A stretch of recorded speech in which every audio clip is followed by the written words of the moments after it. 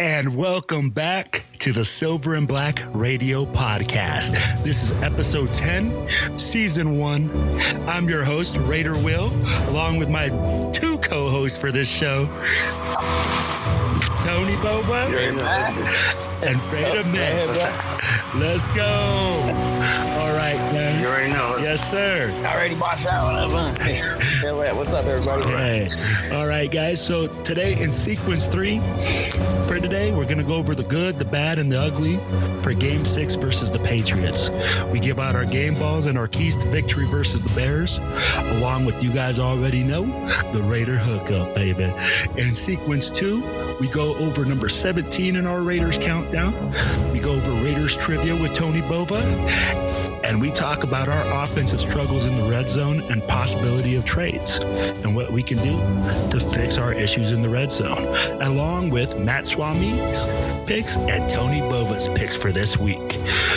And now, in sequence 1, Raiders news and notes.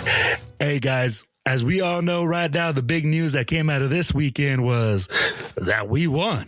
I mean, like, giving it to the Patriots, that was the biggest news we got coming out. And, of course, Jimmy G's injury. So, hey, let's just jump into it right now. Guys, what'd you guys think about this big win this weekend? Hey, man, I don't know if you heard the Josh McDaniels locker room speech afterwards, but he basically is saying, like, don't be ashamed of a win in this league.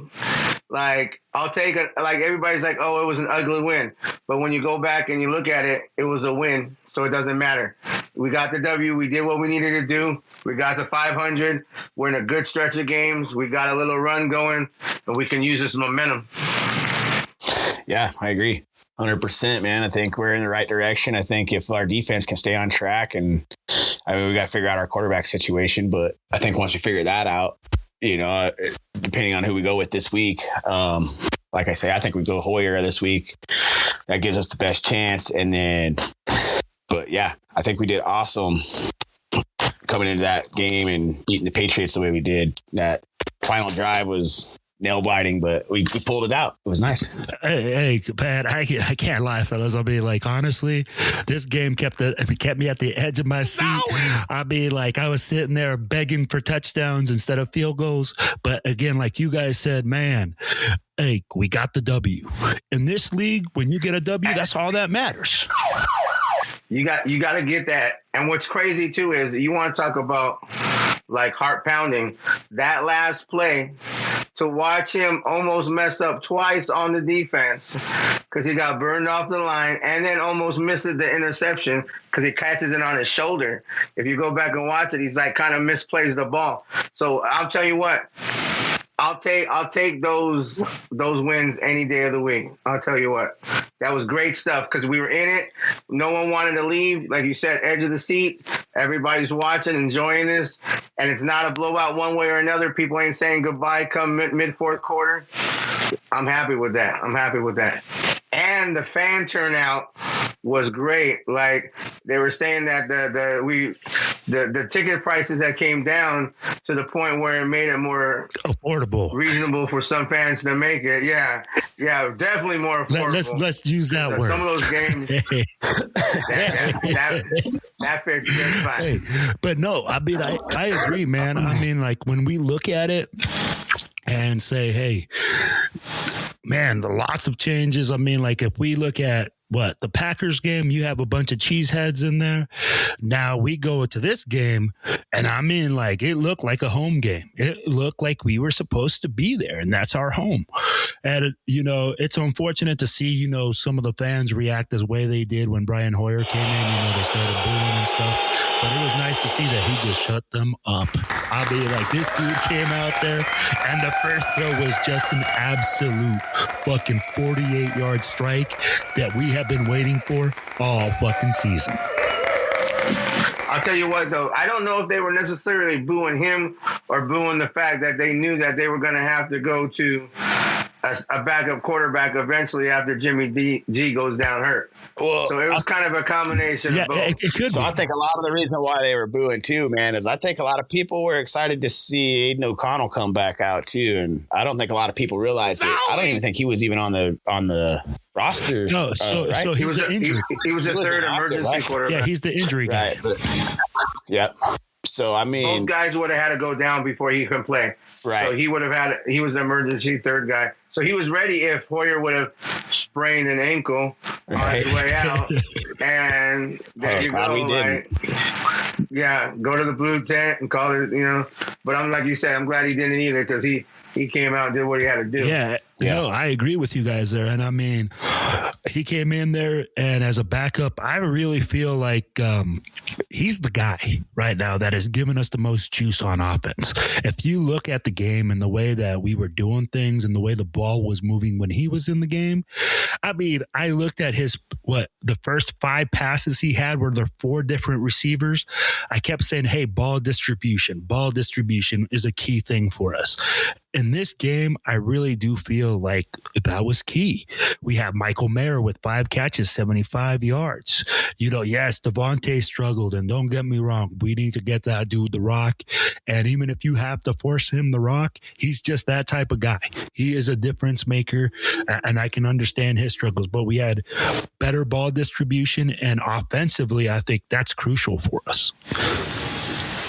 I wonder if Adams' struggles came from that hit that he took.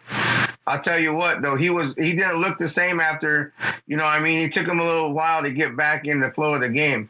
And so I don't know if it was necessarily that or Hoyer just wasn't used to looking for him because he's not used to playing with him. So, because he went to all, like you said, distributed everywhere because he was looking across the board. He wasn't one-track mind, and that's what could be crucial. It's because when you look at the one guy all the time and have to give him all the targets, you feed the ego, and then you worry about the team morale. So you got to get the team sitting good, and he did that perfectly. Yeah, and he executed the long ball a lot better than what I've seen in the last couple of weeks too, man. Like that long ball, that first play, like you were talking about, man, was beautiful. And I think that's what we need to open up our offense. Like these dink and dunks, they're setting up everything in the box for a run or something right over the middle. And we got to get that implemented into our game if we're going to keep pushing forward.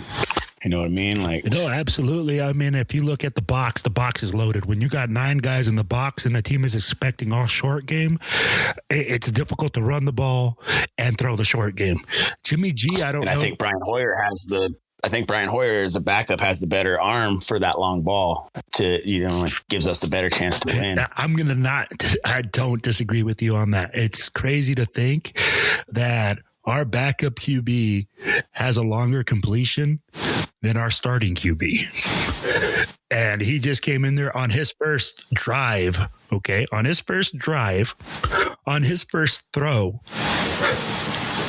completes a 48-yard bomb, which is now the Raiders' longest completion. To a rookie. Right. I was like, who? It took me a second. I'm like, Trey Tucker. Yeah. Well, I went like this. I said, did we really just throw the deep ball on a crucial down and said, hey, you know what? I got 1-on-1. I'm going to give my guy a chance. And man, did it pay off in spades. Oh, that one that he had to Jacoby Myers too, bro, where he faked out that safety and brought him down and just right there to Jacoby over. He had Devontae Adams down low. Jacoby Myers up top. Pulled that safety down, man, made that beautiful deep throw to Jacoby Myers, man, to set us up. That was, like I said, he's got that beautiful deep ball, man, that we've been missing, and that's our key to the victories right here. No, I agree. So, guys, now that we're talking about, hey, big win, we're obviously saying, hey, we see a big difference. Hey, the offensive line this game, guys, bro, when they look good, this is the type of thing how we look on offense. We're able to drive. I mean, unfortunately, though, in the red zone again, we're struggling, right? And we'll talk about that later in the show. Now, from the 20 to the 20, though, we looked good. We moved the ball. We were efficient. Now it's just like, hey, we just got to punch it in. But man, that's the thing is we can't get down like and get complacent with their play calling. We have to be able to attack all facets of the game, all parts of the field. So inside the numbers and outside the numbers and inside the 20 and outside, like we just got to be more efficient with our play calling and keep the momentum going. I got to agree with you there, man. I agree. So here's the big thing right now. I think once we get into the red zone, once we're really tight, we're too predictable. I mean, on first down, it's like, okay, we're going to run the ball. On second down, we're going to run the ball. On third down, we're going to throw the ball short of the end zone and try to make a guy break a tackle. Why can't we use play action on first down? Hey, run a draw on third down. I've been saying that all year to you, Will. Need play action. Things like that. Gotta have play action. But now, okay, let's be realistic as well. In order for those things to happen, your offensive line has to be dominating. And in this game, they did a hell of a job. I mean, like, I can't say, hey, the hit that Jimmy G took, if that's a pretty regular hit, I'm not going to say that, hey, I could take it because obviously I'm not in the NFL and I ain't getting pounded by dudes that size, all right? But I mean, like, it wasn't a crazy hit that took him out. You know what I'm saying? And I mean, like, I really do feel like this. Our quarterbacks this game had a lot more time to be efficient and to make the plays and to make the reads. And that's going to be a big time difference. I'm concerned about our run game, but when we can pass block, these are the results we can get on the field. Yeah. With our, like, it just seems like with being not as predictable, like, as you can say, it'll slow down the pass rush as well. So, like, it will help out that offensive line and the lack thereof if they're not getting, it might buy them a little bit of a time if they're as hesitant and they're not, their defensive play calling is not as predictable either. So. No, Yep. They got to be able to get off the field and help out the defense, as the more they get pressured and the more that they're getting, like he's saying, the more they're pressured off that defensive line and they can't hold up, they're getting wore out on the field. They can't compete. Yeah. And I'll be like, so when we're looking at that, when our offensive line is successful, we'll be successful, right? But, right, we're looking at all the things on offense. Now, guys, defensively, Patrick Graham, you are starting to figure it out, buddy. Because, man, we are starting to play some damn good defense. Guys, week 6 right now, okay? And we are talking about the Raiders winning on defense, not on offense. We ain't scoring all these points. We are literally saying, okay, you got to score more than what? I think right now we're scoring 17 points or 20-something points, right? First time we got over 21 this game or for this game. So as long as another team can't score over 10 points, you win. Something like that, 17 points, you win. I think we're at 22.8. Bro. And we have we're 500. Yeah. We're playing really good defense, y'all. What you guys think about the defense? Man, I think we're playing great. We're getting penetration. We're getting penetration in a lot of the areas and getting help for Crosby. I mean, they're kind of getting pressure up the middle. Our DBs played well. Our linebacker play is solid. Like, yes, there's sometimes, every once in a while there's a play, but you're going to get burned every once in a while. But overall, like, I feel that in that last drive, I felt a lot more confident in getting off the field on that last drive than I have in a really long time. Because I knew for a fact that, okay, we can stop him. Okay, it's getting a little bit closer. I'm getting a little bit more worried. We'll be okay. Oh, man, he throws it to the end zone. Okay, game over. Like, it was – but, like, I was confident. I wasn't ready to throw it in yet. I knew our defense can lock them down when they needed to, and they did what they had to do to get that win. So it was great stuff. Great stuff. So we were watching the game, and I forget who said, I think we have a partner named Condor, man. So Condor comes over, and he's like, why are we punting? He's like, you know, at the end of the game, everybody's stressed out to the max. Why are we punting? You know, we're going to pin them back. So we pin them back. And, you know, of course, you can see Mad Max, he gets the penalty. Everybody's like, oh, shoot, man. Oh, shoot. And then they get their penalty. And I'm like, okay, that's a holding. You know, you can tell where the flag comes from or what it's going to be because, you know, whatever judge or referee throws the flag, you can pretty much guess it's either holding, pass interference, et cetera, right? So I was like, oh, that's a holding. And, bro, Mad Max seals the deal.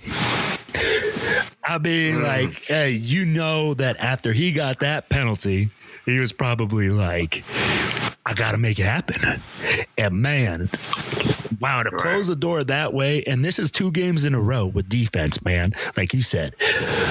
An INT in the end zone, and now we get a safety to put us over the 20-point mark. Bro, defense is just playing lights out right now. I'll tell you like this. If we had a little bit of we might be talking. I'll tell you right now, man, I think numbers. The best defensive play we had all game was the Marcus Peters horse collar tackle because it wasn't for that, man. I think that's the game right there, bro, if we hadn't got that. That was real. That was such a smart play. Such a smart play. And as soon as he did it, I said, good, take the 15 yards. Yeah. Let's go. Perfect. Take the 15, man, because you still got to get the touchdown, you know, and our defense, that right there is where I knew our defense was up to the game today, you know, because, man, when they stopped them on that play, on that, you know, after that horse collar, usually on a horse collar like that drives the momentum down, you know, and that 1 or 2 plays are in the end zone. Yeah. Our D stepped up, man. And I think that's where everything just started to shift for us when it came to our D. Yeah, so it's funny you guys are talking about it because Tony's absolutely right, bro. He sends me a message. Well, you know, this is in the Packers game, of course. So I get this message from Tony, and it says, that horse collar was the best play of the whole freaking game. And I'm like, you know, I'm telling you, that was so smart. So smart. I mean, because, like, yes, you got burned. And your tackle might send them 2, 3, 4 more yards or into the end zone. Perfect horse collar. I mean, it was so perfect that they talking about changing that rule. Yeah. Yeah, you know why they calling it changing that rule? Because it's against the Raiders, bud. Exactly. It was that good. It was that good. That's why. But yeah, I agree, man. Our defense is stepping up. Our safeties, bro. I mean, I got to give it up to Marcus Epps and Trevor Merrick, man. Those guys are playing lights out right in that backfield right now. They're saving us from a lot of stuff going on in that deep ball, man. Like, so I'm gonna give, especially Merrick. So check this out. I'm gonna give Merrick a new nickname, man. I'm gonna call him the Club. You know how he has that thing? He yes, be clubbing back there, bro. He's locked down, clubbing people down there. Oh, yeah, he should use that, you know, to his advantage, and, you know, I mean, get him in some spots where the refs can't see him. It's crazy, man. How you see it? Like, he's just now, like, he's around the football so much now. And I mean, like, he's a guy that really excelled at tackling, you know, but now he's starting to become that guy that can be around the football and create turnovers with the ball in the air, which is totally Meek Roberts too, man. I'm really impressed with that guy too, man. I mean, for as short as he is balling out this year.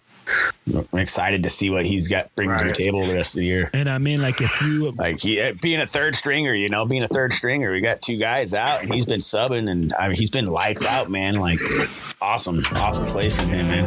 No, I agree. And I mean, like, if you guys listen in on what the guys have to say about him in the locker room, bro, he's a dog. They literally go, hey, oh, yeah. Meek is a dog. So, hey, that's what we're breeding right now, you know. Hey, you know what they say, man. Dynamite comes in small packages, bud. Yeah, and I mean, like, at 5'8", he's definitely small, man. But, yeah. All right, guys, that's all we got for segment 1 today. So now we're going to move on to segment 2. And now we are now in segment 2. And now we go into the Raider Countdown. Number 17, the Raider Countdown this week. We're going to go with James Jett, undrafted free agent, 1993 to the Oakland Raiders. Los Angeles Raiders. Yes. Played all the way to 2002.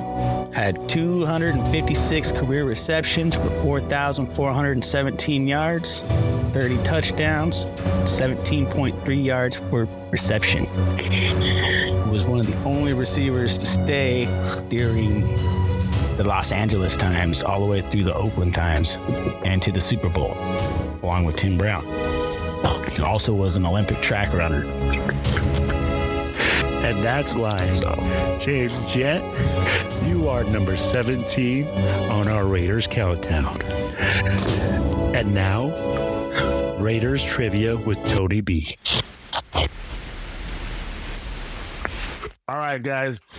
My trivia question of the day. Marcus Allen in Super Bowl 12 against the Washington Redskins had that run for the touchdown. What was the play call in the playbook? What was that play called when it was called in the huddle? All right, guys. So, hey, the way that you guys can answer this question is by hitting us up on our Facebook page at The Black Hole of Western Colorado, or hitting us up on Tony Bova's Facebook page. That is Tony was The Black Hole Spokane chapter. Or you can also click down there on our YouTube page and comment on our Facebook pages, guys. So again, hey, send us a message, send us a stork. If you guys answer the correct question, we'll send you guys out a flag. All right. And now we're going to move on to the next section, which we're going to talk our red zone struggles, guys, and the possibility of trades out there to see if we can fix our red zone struggles or, get a little bit more pop on offense or defense. So, guys, red zone struggles. I mean, we talked about it in segment 1. I said, hey, we got down there 6 times. 6 times in the red zone. And one touchdown. I mean, that's like a broke pimp, Yep. That's all his girls, but he can only have one Can't score. get your hose together. So, yes. My thing is we cannot settle for field goals. 3 points, giving up 7 is not going to be mathematically efficient enough. So, No, we win 7. when we are down there 6 times in a game, we should be at least 50%. We should at least 50%, man. We should at least have 3 touchdowns and maybe 3 field goals, if not more touchdowns. More field goals and touchdowns is not how you win games, man. And that's why it looked ugly. You know what I mean? That's why a lot of people said it looked ugly. But yeah. Like I said, a win is a win, but we got to clean it up, man. We got to get touchdowns, man. I was irritated all game getting down there, man, and just settle for a field goal. Even the one, I think we got one called back like we did last week, and we still settled for a field goal. Like, it's irritating. It's frustrating, man. It's like we got all these big guys that we went out and got free agency, and we got nobody open. Well, and you know what? This all comes down to, hey, are we too predictable on offense? Here's where a lot of people were saying, hey, we should throw the ball more. But what happens when we threw the ball with Aidan O'Connell and we got intercepted in the end zone? Then people were saying, oh, why didn't we run the ball? Right? It's always said, hey, there's always this if and or but, hey, you know, we should have done this instead of done that. But both things haven't resulted. And I think the main reason is because the offensive line isn't getting any push. There's no threat of the ball getting ran in the red zone. I mean, like, honestly, every play gets stuffed in the backfield. I think we ran the ball 33 times last game, okay? 33 times. Did we have 100-plus rusher? No. So, I mean, like, at the end of the day, we need to be able to do that. We need to be able to rush the football. We need to be able to pound the rock, create that momentum up front, get that tough yardage. I mean, like, man, if you can't run the football now,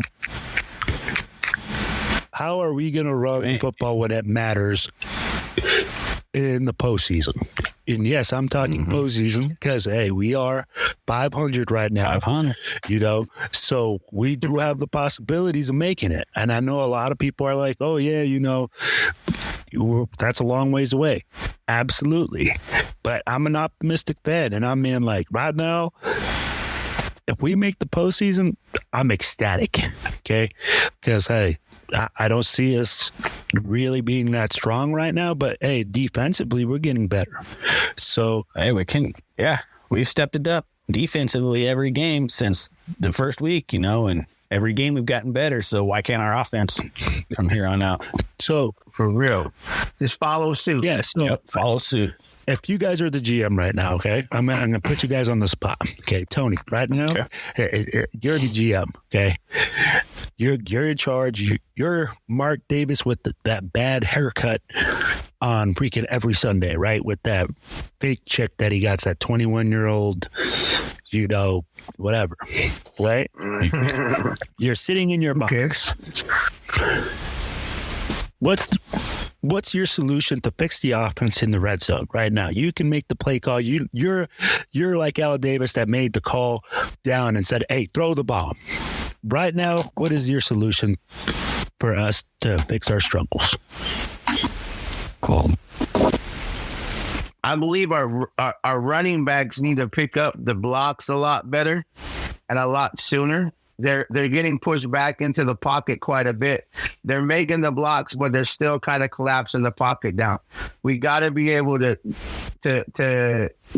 if we do pass and run like shallow crosses or something, fades, whatever we're running, we got to get that pass blocking better and getting that pocket secure so he's gets his time in the pocket, because he's not going to be mobile enough to really threaten a mobile quarterback. So you got to set the pocket for him.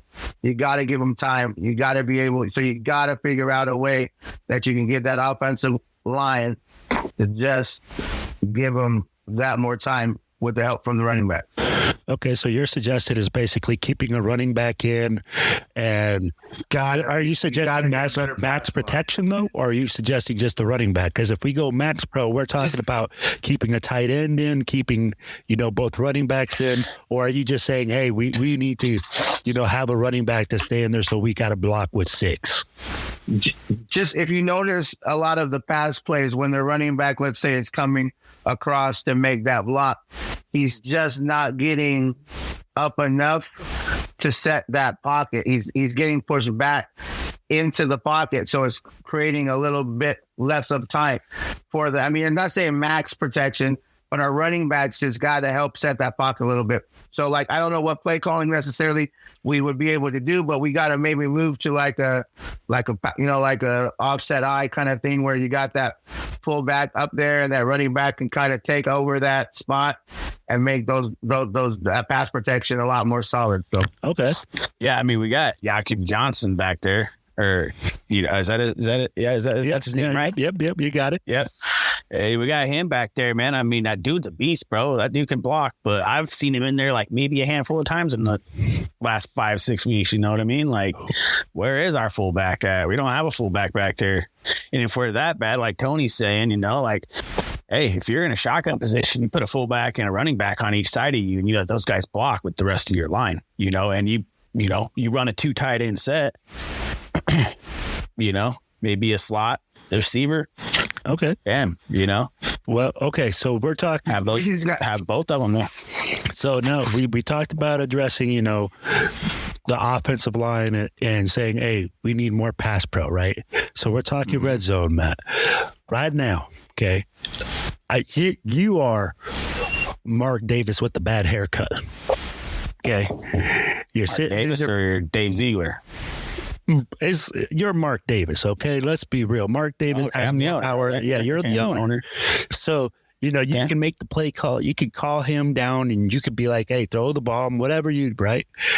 In your mind, okay, what is going to fix our red zone struggles? What do you do? What do you call? Who do you call? Or say, hey, I make this trade or, et cetera, et cetera. Hit me with I think we need to be a little more creative with our plays in the red zone, man. I mean, when we're getting down there, what do? We're getting up in there. We're doing our I formation. It's a run. Put your go wide. It's a throw. You know what I mean? Like we're real predictable in the end zone, like you're saying. So, I mean, we need to mix it up. We need to come up with some creative ideas in the red zone. Let's do some jet sweeps or something like that in the red zone, something like that, where we can kind of throw them off guard. We're not expecting something like that, maybe. And then next time we get down in the red zone, okay, all right, they're going to try some trickery play. Bam, right over the middle. Bam, throw them off a little bit, get them going. I mean, I think we need a little more trickery. I think this basic ass garbage that we've been playing goal to goal lately is just, it's not cutting it, man. We got to come up with some new, look at the Chiefs, bro. Those guys always got something creative in their playbook. Why can't we do it? No. Why can't we get a creative? Look at all the guys and the speed and everything we got on our team. Why can't we not be creative like these other teams that do this, Hey, so I'm there with you. So let me throw out a couple of keys here, okay? I get it. We already said play calling is terrible, right? We're not being effective. We're not being creative. Maybe we're misusing guys. We're not using them to their max of their abilities, right? Let me throw out some key names here, okay, fellas? Hunter Renfrow. Okay. Hey. And why are we not using this guy in the red zone? I mean, obviously, he needs to do his best work in the red zone. In the red zone. Right? Yep. That's what and that's where I think, that's where it comes in with, you've got to have that connection with your coach, man. And if your coach don't connect with you, like this coach is one that you either connect with them or you don't. No, I got you. Okay. You don't connect with this guy, he ain't going to put you in a plate, man. Yeah. He's going to sit you on the shelf. He's going to see what he can get for you in return. And he's going to ship your ass off like he's done to everybody else that he said that, well, I really like this guy. But behind the scenes, you're not connecting with this dude. This dude's kind of backstabber, man. He's kind of two-faced, like. I mean, like, I think for Hunter Renfrow right now, I think the best thing he needs to do is just get traded to another team. And I hate to see it. I hate to see it happen, but for him, he ain't going to see no action all season. So he's just going to be sitting there, I'd rather see him thrive somewhere else than just have him sitting on the bench doing nothing for me where is he every game? But look at this is what a lot of people don't look at is look at his career stats. Mm-hmm.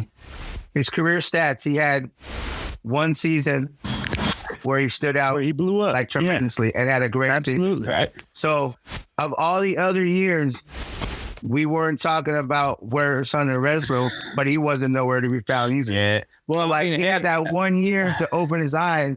And so, I mean, don't get me wrong. He's always had good hands though, man. And he may not have been an explosive guy, but he's always had that route running ability and the great hands, man. You throw him a ball and that dude will dive for it and he'll catch it, I mean, I like his play style. I believe that we should use him more. Mm-hmm.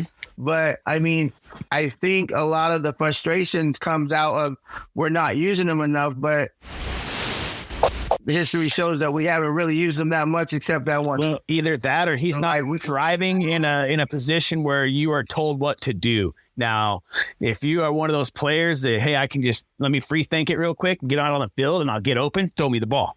That's kind of where I see Hunter Renfrow at, like give him that little bit of freedom to do what he needs to do to get open. But if he's one of those guys, like you said, like when he first came out, Okay, his first year or two he was there, he wasn't a big name. Nobody really knew him, but he had good hands, you know, and he could get open. But he was running routes that was told to run by John Gruden. Yeah. So and when John Gruden left, what was Hunter Renfro's remark? I was able to do what I needed to do to get open, and bam, he had that season that you're talking about, man, where he was, you know, and I don't think Hunter Renfro honestly is one of those guys that you can be like, hey, run this route and get there, because he's not quick enough. Hunter Renfro's not a quick guy. No, but he'll break your ankles with a couple, 1 or 2, 3 moves, you know, and get open. Why. But he's not going to route. Real shifting. All right, hold on, guys. All right, so check this out. That's why I said in the red zone, okay? When we said, hey, let's look at solution, right, to the red zone. A guy that's shifty, a guy that doesn't run the perfect route. He runs his own route. A guy that can get open, not a guy that's fast. I didn't say a guy that's fast. That comes down. This all comes back down to being coaching. You know, system. Yes. If your coach is going to let you go out there and do what you need to do to get open and get in that red zone and get us a touchdown, then your coach needs to have faith in you and do it. But if your coach is Josh McDaniels and he's telling you, you run this route, you stick to this route, how are you going to go out there and re-break your character? You know, and once you do that, does he keep you or does he bench you? And that's why I said, hey, I'm the GM. I'm the owner. I'm calling Josh McDaniels. That's where I would be going. I would be telling him use Hunter Renfro, but I'm saying. Hold on. So they said, okay, right? And then who else came alive this game, fellas?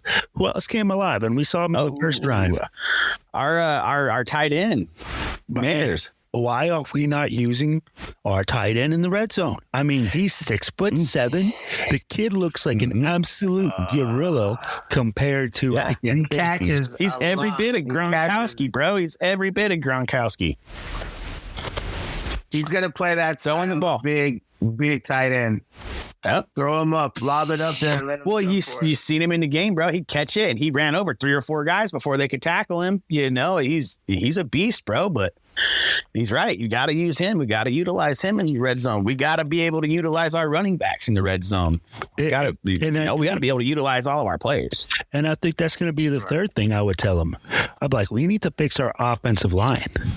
Because guys, like let's look at it, right? We just said, hey, we got these tight ends. We got guys that are receivers that are not the fastest, but in order for them to be able to create space, we need to be able to run the ball. And our offensive line doesn't have a nasty attitude about it. I mean, like, I don't really feel like they go like, yo, I'm a road grader.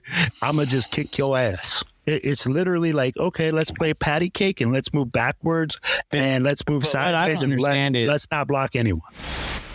What I'm not understanding is, didn't we brought back pretty much our whole offensive line from last year? So what happened to that grittiness of last year, the end of last year to the beginning of this year? Where did it go with them, man? Like, didn't Illuminor say we're going to be the best duo this year? I mean, they're the best duo at giving up sacks, that's for sure, but they ain't the best duo at blocking right now. You know what I mean? They sure ain't. I'll tell you what. Hey, bro, you know you laughed a little bit when he said that. You know you laughed a little bit. Oh, I did. I was like, what? I more power to you. I really would like that statement to be true, but we all know it's probably not. Yeah, you got a lot of big defensive ends you got to be blocking.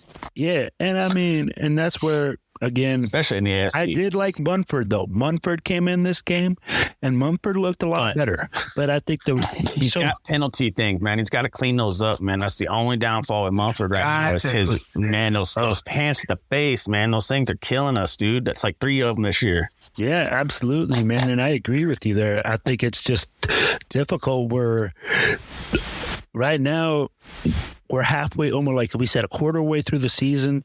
I'd be like, who are you going to get? Okay, so this is where we're going to go into the next segment, right? We were talking, we already talked Hunter. We talked this. Guys, if we can make a trade right now, the biggest trade rumor right now is that Hunter Renfro, we are shopping him around, right? We're saying, this guy is the one guy that's out there.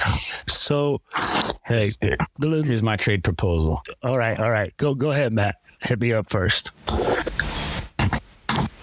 I give you Hunter Renfrow and a second-round pick for Brian Burns, defensive end from Carolina. Brian Burns. Who does he play for? Brian Burns, Carolina Panthers. Oh, that's just okay. That's the okay. Now, Tony, if you can make a move with Hunter Renfrow, okay, to get a pass rusher, who do you get? Man, that's I like the I would have the. I mean, I really do like the Burns pick. I think that would have been a very solid move for a very good value in that trade. Like with Renfrow, maybe a third, maybe not a second, but the only reason I say it. Yeah, go ahead. I was gonna say, maybe put it out there if they're knowing that you'd be willing to give up a second, if you can see to like dealing and wheeling and dealing, being okay with giving up a second, but trying to get them to be for a third. But yeah, I hear where you're coming from, but the only reason I say a second is because Brian Burns, man, they were offered multiple first round picks last year for that guy from the Titans. I believe it was the Titans. I might be wrong. Don't quote me on that team, but there was a team after him last year that offered multiple first round picks. This dude's a beast off the end, man. If you've ever watched this guy play, he's an animal off the end, bro. And I mean, you give him with Crosby right there off the edge, bro, and you got a dominant defensive line right there, bro. Yeah, I'm telling you right now, that's the trade. That's the trade. And the only reason I'm telling you, because we ain't got a first round pick. I'm not trading first round picks for him, man. We need those. We're probably going to need a quarterback coming up here soon. So we're going to need to save our first. So you save that first and you give them Hunter Renfrow. They're going to get a good receiver out of him. Okay. You got a rookie quarterback right now that is looking good, and CJ Stroud, who could use a receiver. He's got the legs. He can move around the pocket. You get Hunter Renfrow out there who's breaking some ankles, bro. You're going to have, I'm telling you right now, man, that's a good pair right there. And then you're getting a second round pick on top of that you can utilize. And we're getting an awesome defensive end off the edge. So. You said Carolina though, right? That's Bryce Young. Yeah, that's Bryce Young. Carolina. Yeah. Oh, it's a Bryce. Okay, Bryce Young. I'm sorry. Yeah. You're right. Yeah, I stand corrected. No, but I mean, like, you're right. It's a good tandem as well. I mean, like, it gives him that safety. Now, okay, how about you, Tony? Like you said, did you do the same thing, or do you go? Let me. I would go. Let me throw out one more name. All right, I'm good with. Let me throw out one more idea to you guys. The Washington Commanders have who? Chase Young and who? Montrell, right? I think they got Montrez something. Those guys are not going to have enough money. Montez Sweat. Yeah. So they're not going to have enough money to pay both of them and keep both of them. Right.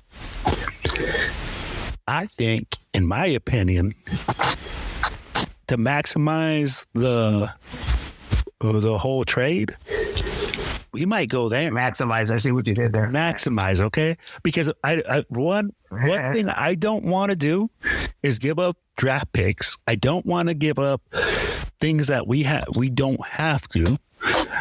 But I also know that you're in a tough spot, and I'm going to help you out.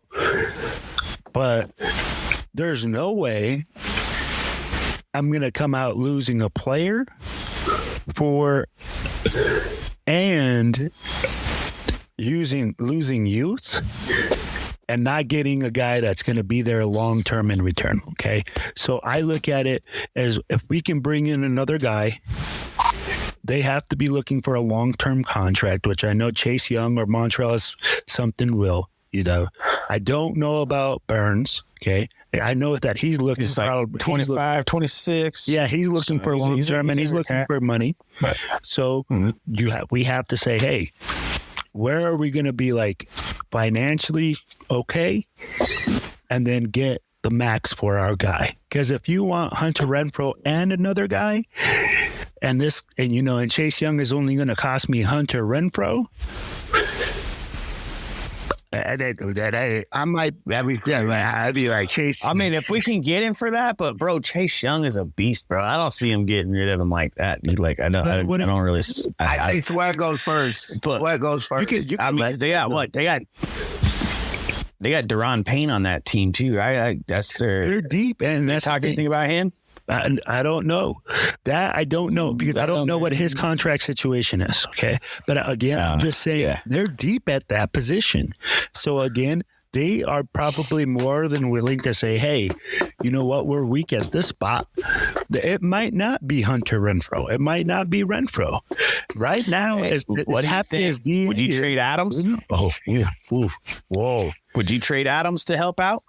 I mean, his frustration right now, he's kind of frustrated. We don't have a quarterback that can get him the ball right now. And he is not the guy already. He's already said that he's not the guy that's going to be sitting around waiting for a rebuild. So do you trade him and get capital out of him and maybe another first round pick for him? Or do you trade him and get another player and a pick? Wow. That is, you guys do that one. I don't think, I don't. Oh man, it would be Khalil Mack all over again. Like you're trading in disgruntled on the way. You know you are trading, but you gotta get big. You gotta get big, and I mean multiple draft picks and players. We gotta get a lot. Okay, Tony. So monster trade. So the only reason I say no draft picks, if you don't go any draft picks, we don't hit on our draft picks. So why even gather them if we're not even going to hit on them? You know what I mean? We rarely hit on our draft picks. How many first rounds have we had in the last 5-6 years? How many first rounds have we had on our team? I'd be like, no, I got you. But do we want draft picks, and do we want players that are going to prove they're already proven that we know? You know, I mean, think about it. You know, if we can just pick them up in free agency. You know, let's just trade some players for some players, or let's get some capital. You know, maybe we do trade them for some draft picks and then trade those draft picks to other people for players, you know, and stay away from the whole draft pool, you know, because we suck at the draft, dude. We can't draft for shit. I mean, that's been years. We've all done this. So, but here's my thing. Okay. I'm a guy that I'm looking at it. Okay. And of course, I love my team. And yes, I want to win right now, but I know that we have to have a future. And I feel like we have done that so many times where we have mortgaged our future for players and they come here and, bro, they just die out. I mean, like, I don't know what it is. But we've also mortgaged our futures on draft picks, man, and we've died out. Bro, let's not talk about the Marcus Russell right now. Yeah, we got to figure something out. Yeah, all right, we got to figure it out, man. And it starts at the top, man. We got to get it. We got to figure something out. And I mean, I honestly, to tell you the truth, if I was going to trade Devontae, I'm trading him to a team that needs him. Just because, he's Devontae Adams, I'm not going to trade him to some washed up team for two first round picks. I'm not going to end his career like that, man. Fuck no, I ain't trading him in my division. I'm not trading him into my division. You cannot trade him in the division. No, I trade him outside of my division, but I trade him to a team that's got, like Philadelphia or something like that. Dude, I don't even trade him. I'd trade him into the AFC. I'd trade him into the AFC. Who would you trade? I wouldn't trade him to. I would either trade him to the Jets or I would trade him to. Let's see. I would. I don't know. I trade him to the Jets in the AFC. I trade him to Philly, and I think Philly in the NFC. That would make. Oh my gosh! And can you imagine that dude in Philly with AJ Brown and all that? I'll be like that. That squad would be ridiculous. But I'm telling you, bro. Like that's. Philly's got the capital to do it, bro. They can do it. Right. Absolutely. All right, fellas, let's move on to the next section of this segment, which is Tony B and Matt Swami's picks. All right, Matt Swami, what was your record last week? Last week, I was 11-4, everybody. 11-4. All right. So. Yes, sir. Guys, who do you guys got? Jaguars, Saints. Tony, who you got? Jags. I got Jags. I'll see you with the Jags. All right, we got 2 for the Jags. We got Falcons, Bucks. Falcons. I got Falcons on that one too. Ritter's gonna have a big game. Bucks just came off. I think they just won, so I think Atlanta's kind of a little irritated. They just lost, so I would agree with you on that one. I can agree with you. We got Raiders, Bears. The Raiders, baby. The Raiders. Yeah, Raiders all day. You already know. Browns, Colts. Cleveland. Yeah, got be with Gardner Minshew at the helm. Yeah, I think the Colts are in trouble. So yeah, I go Browns. Commanders, Giants. I got to go Giants on this one. I think it's an upset. I gotta go Commanders, just for the simple fact that Danny Dimes being out, if he's still out, and even if he is back, he ain't gonna be coming back. Like, he wasn't doing much anyway, so I have to go Commanders with that one. All right, we split on that one. Right on. It's about time we got one that we ain't gonna agree on. right. Lions. Plus the real quick, the Commanders are the team of the father of my grandchild that was born on Monday. He is a Commanders fan. So for my grandson that was born on Monday, Mateo Ray Martinez, I pick Commanders for you. Oh, there you go. All right. Hey, that sounds like wonder to me. All right, brother. Yes, sir. We got Lions, Ravens. I got. Who you got? I got Ravens. Ooh, I'm gonna take Detroit. Oh, another split. Trap game. Yes, sir. Trap game. Ooh, trap game. Tony. Oh, wait. Oh, yeah. Okay. Yeah, you can go trap game on that. And then they get distraught and they lose the next week to us. Hey, Yeah, I think it's the other way around. I think we're gonna have trouble with Detroit. I think that's gonna be one of our closest. You remember? Yes. yeah, I like. I hear you. All right, let's go. Bills, Patriots. Yeah. I'd like to say Mac Jones, but I would say my local high school could probably beat the Patriots. I got Buffalo on that one. Buffalo all day. Trap game? No. Okay. No. I already got my one trap game of the week. My one trap game of the week. Cardinals, Seahawks. This is my trap game. I got Arizona. Ooh. Oh, man, this is going to be... Kyler Murray coming back, bud. You got Kyler Murray coming back into the mix. I think 1-5. But he just started practicing. He's got to be ready. I don't think he's going to be ready this week, even if he does come back, because he's only had a couple of practices, just got on the field this week, and he's going to be ready to play an NFL game without no practice, no nothing coming off an ACL. Yeah, I guess he's going to be in trouble. Yeah. I just, don't get me wrong, he might be bad. Well, we'll see. And they do always play Seattle tough. I mean, it's they're in a division game, So, It's absolutely. All right, so let's look at Steelers, Rams.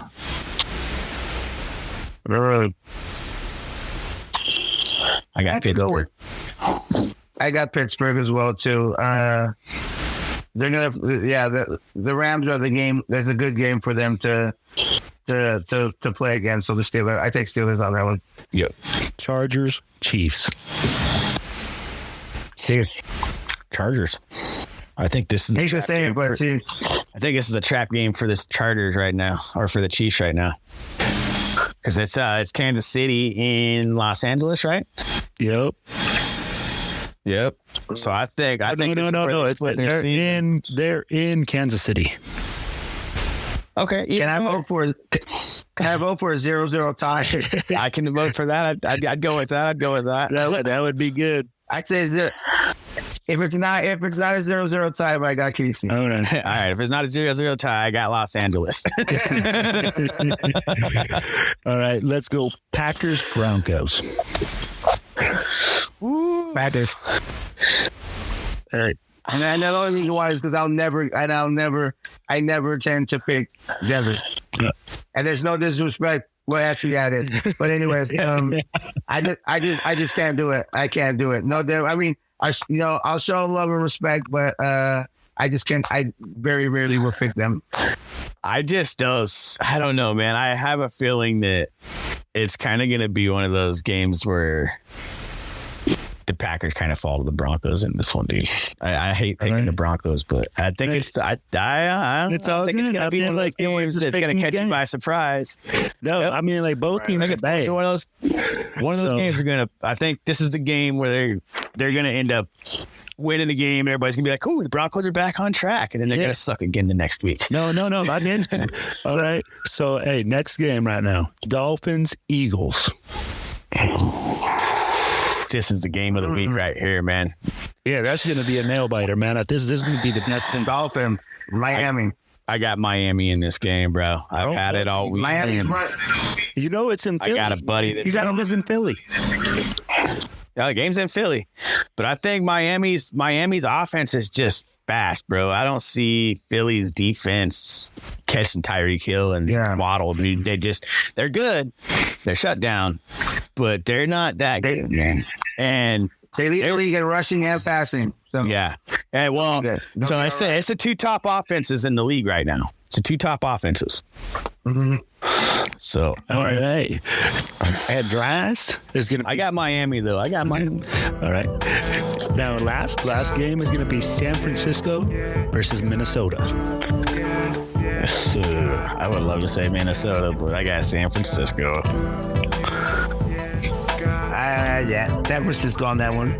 Minnesota just, I don't. Yeah, they got too much to turn around. Okay. All right, guys, and that's all we got for segment 2. Now we're going to move on to segment 3. And now we're back in segment 3, and we're going to go over the good, the bad, and the ugly against the game, the Patriots. All right, Tony, give me your good and bad and ugly for this game. Well, my good would be the poise that Hoyer showed in the pocket, coming off the bench and not expected to play and throwing that deep ball. Like right out the gate and going for the throw, and that poise that he had and confidence that he had. My bad would be our red zone efficiency.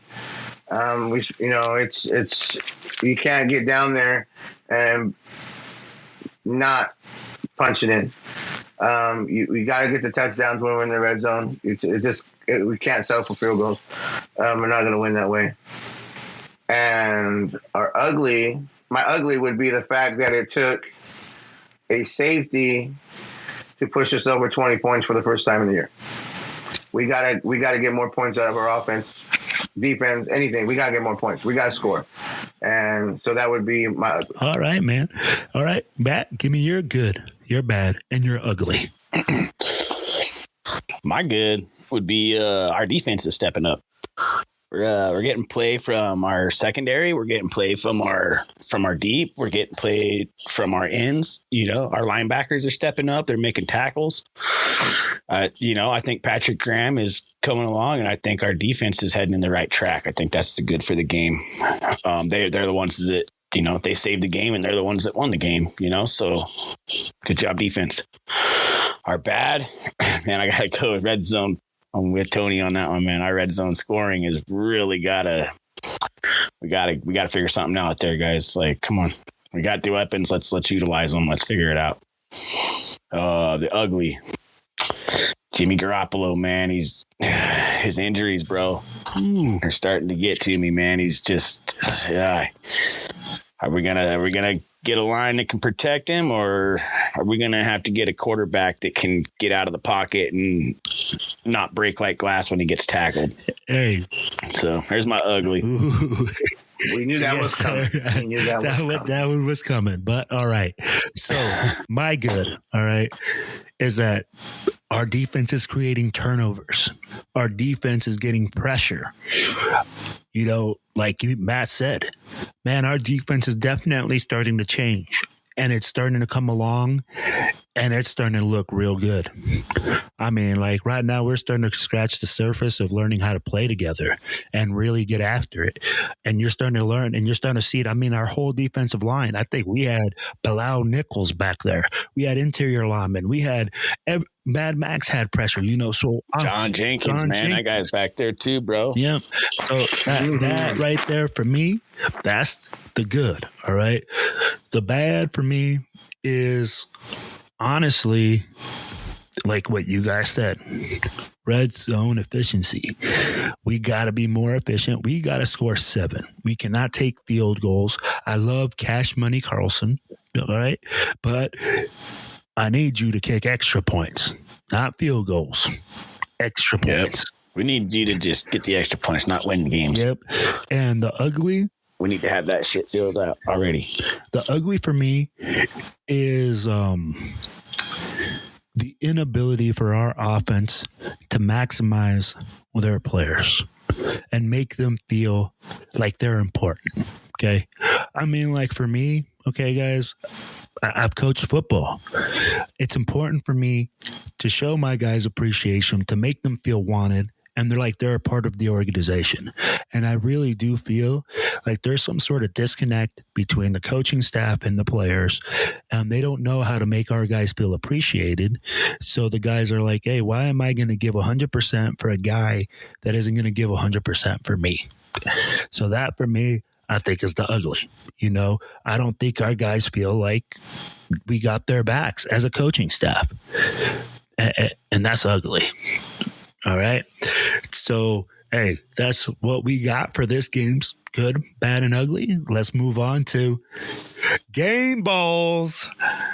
Let's go, Tony B. Who do you got? Give me some game balls. For me, offensive, Hoyer. He managed it well, didn't try to do too much. He quote unquote stayed in his lane and knew what he was supposed to do and knew the job and he knew the assignment and he made it work. A defensive one, I gotta go with Crosby. He just wrecks everything, and that's what we need. We need that record. We need that.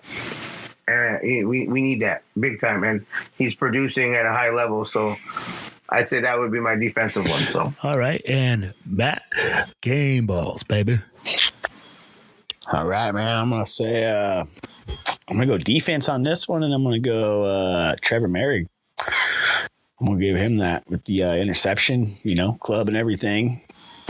Set us up. Yep. And then offense. Man, I'm going to go with our rookie, man, Michael Mayers. He put up a pretty good game. He was catching them and running hard. And he looks like if he can figure it out and we can figure it out and utilize him right, then I think this guy's going to be a big commodity for us, man. And I think he's going to actually come out and start tearing some heads off, bro. He looked mean out there when he was running, bro. He looks good. Like just we said big earlier. and mean and just nasty. He looks like Gronk. All right, man. You know what? It's funny. So offensively, my game ball goes to Brian Hoyer as well, man. This guy came in and absolutely lit it up for us. I mean, like, it's like Tony said, I don't know if they were booing or if they were hooing or what the situation was, but man, they became tears after that first strike, and he kept us in the game, and he kept us competitive. Now, defensively, Trayvon Merrick, bro, he's been all over the field. I like the way he's playing. I see how he's improving, and he made a huge difference this game. So that's why, hey, those two guys, I couldn't agree with you more, and they get my game balls as well. So, hey, guys, let's move on from game balls to our keys to victory, all right, versus Chicago. Tony B, give me your 3 keys to victory, bro. Got to score touchdowns. We gotta keep the pressure up and keep the put. It all goes back to I do not like seeing 21 points. I want to see 30s. I want to see 40s. I mean, call me a glutton for punishment, but I want 35 a lot plus of scores. in the first half. I want to see big, because this is the game where we got to go and we just got to make a statement. This is we got to come out and we got to just show them like, hey, we're going to be a force. And I mean, we got to take advantage of if Fields is out, we got to take advantage of getting pressure on the quarterback and creating an unstable environment back there for him. But we got to score. We got to keep the pressure on defense, and we got to score on offense.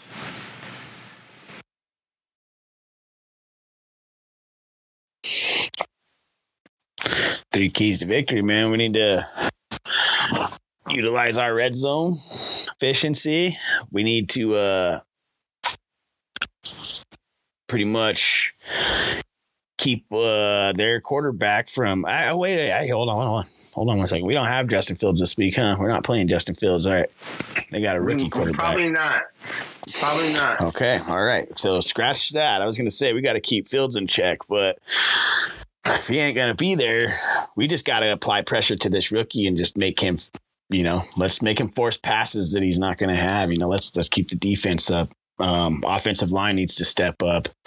We're going to need to get our running game going, because if we can get our running game going, we're going to get our passing game going. And once we get the passing game going, man, it's just we got the sky's the limit for this team if we can get all three phases going.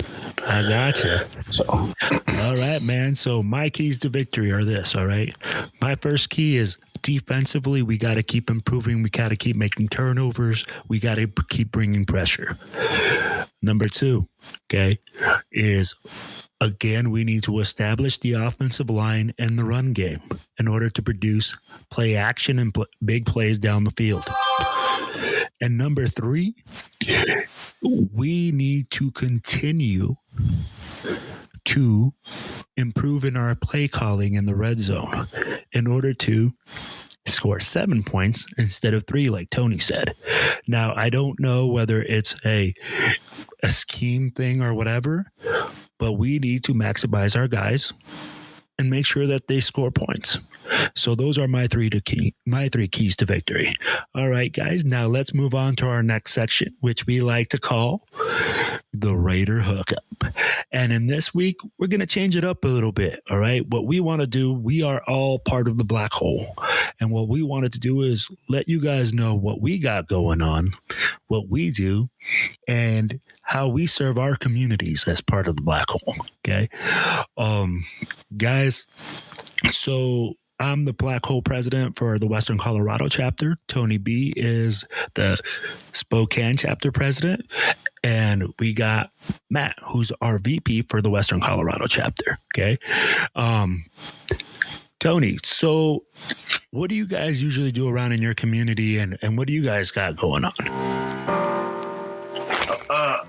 At the moment, we're in the process of working some kind of, we haven't decided exactly what, but we're going to do some kind of Thanksgiving Day, either food, serving our community, because we're all about giving back. So, like, we don't know exactly how we're going to work it yet. If we're going to be doing, like, at a soup kitchen, or we're going to be, like, making, like, to go, like, like some sack lunch type dinners where we can pass out to the community members. But everything that we do in TBH Spokane, it goes back into the community. Like, a lot of times people wonder, like, when we do these raffles and we do our game day stuff, like, where does that money go? It goes back to whatever's, like, if we have a server, maybe she's having a bad day, we're going to give back to our community by giving back to the servers who help us have a good Sunday.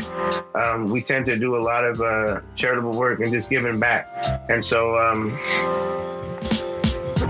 my main thing is to let people know that it's just like absolutely no profit for us, and everything that we do gets turned around and given somehow back into the community, into the venue, and into what we do in serving Spokane, Washington. No, absolutely, man. And I mean, like, for us, it's the same way. Right now, we had one of our family members, one of our TBH members, they are going through a hard time with cancer. So this month, what we ended up doing was working with the Eagles Club here, and they're doing squares. We're doing 100 squares. We donated some Broncos Browns tickets for Thanksgiving, and we're raising some funds for them in order to help them out. And then usually around Christmas time we do canned food pickup, and we do like dress up with the kids where we take them shopping, and we link up with other people in the community and other groups in the community in order to achieve that. We take low-income kids, and take them shopping, and that's quite a unique experience. I mean, we all dress up and have fun with it. I dress up as the Grinch every year. Me too. Me too. And I got the Raider Christmas hat, and I do the Raider version, and and then actually my friend wanted me to do his family dinner. They were doing family Christmas, so I showed up and I did the whole destroy the presents thing, but they were all planted presents. So I came and smashed all the presents. The kids going crazy. They think and it was all in good fun because we were having a good time. But like, then they all knew but the kids know, they're like, "Hey Tony, how's it going?" I'm like, I didn't say nothing because I wasn't supposed to talk, but I didn't notice that the back of my mask had my hair out. So they knew who it was like off the get go. So I kind of ruined that. But we just have fun, and we want to make. I want to make memories. Like I don't care about making. Like I want to make a difference, make memories to somebody. A kid can remember stuff like that, have a good time, and like they'll be telling, hey, you remember that one time when we went to the TBH event and they had the Santa Claus and the Grinch, and they did that little wrestling match in the parking lot. Like they remember the small stuff. So make a difference in your community.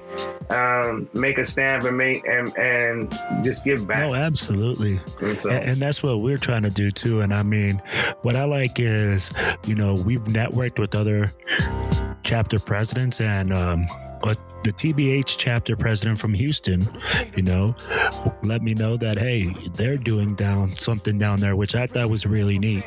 They pick up candies every Sunday, through the month of October, and then, go to the Ronald McDonald House and donate candy. Because you know what?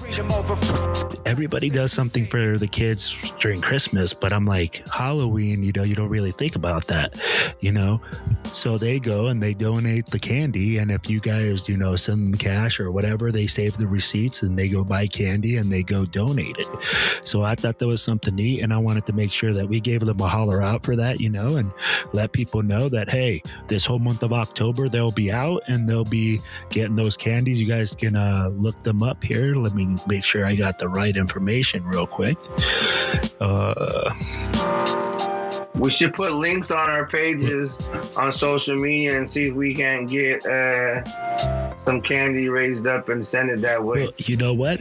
Let's do that. I'd be down to do something like that. So, hey, you heard it here. Hey, Tony B is going to link up his page. We're going to link up our page. You guys can look us up at The Black Hole of Western Colorado. And we'll have a link there where you guys can link up and send some stuff out. And so that way we can get candies, or if you guys need a mailing address, let us know, and we're more than happy to send that out.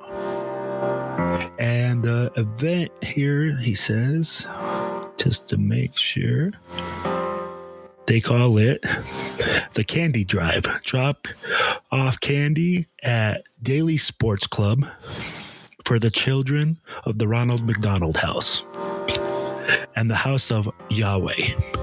So guys, come down, hook them up, and if you guys need to hook up with them, make sure you guys hook up on our pages and we'll get you guys linked in. All right, guys. So, hey, that's all we got for today's show. Hey, we got any shout outs? Anything else we got to say, fellas? I like that. Hey, just like I said earlier, I know I've been talking about it every day, all day since he was born. For my first ever grandson, my first Raider that I brought in, second generation for me. Mateo Ray Martinez, thank you so much. for coming into and being there for your papa, and I'll be here ready to go show you the Raider way. Yes, sir. Hey, yes, sir. God bless you and your grandson. Yes, sir. That's awesome. All right, guys. So, hey, next week we'll be back on, guys. We got Tony B, we got Maddie B, and you guys got Raider Will. And until next week, guys, it's all